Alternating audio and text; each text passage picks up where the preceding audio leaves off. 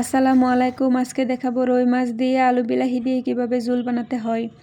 মাছগুলো আগে থেকে পরিষ্কার করে রেখে দিয়েছি, আমি তেল দিয়ে দিলাম।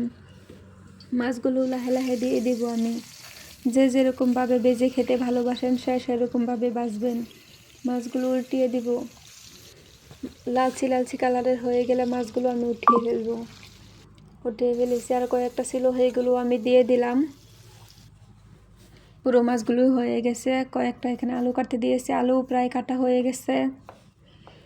এখানে আমি অল্প পেঁয়াজ কেটে রেখেছি, 4-5টা শুকনো মরিচ দিছি। এর লগে আর অল্প জিরা দিব। জিরা দিয়ে আমি ব্লেন্ডার করা হয়ে গেছে। এখন আমি এটা ঢেলে দিব। আর এখানে কয়েকটা আলু কাটতে দিয়েছিলাম না, আলু বিলাহিগুলো কাটা হয়ে গেছে। আর এখানে জিরার গুঁড়ো দিব, অল্প হলদি গুঁড়া দিব, স্বাদ মতন লবণ দিব। কড়াই বহে দিছি। মাছ ভাজা তেল ছিল না, এখানে অল্প তেল দিয়ে দিছি, পেঁয়াজ দিয়ে দিছি।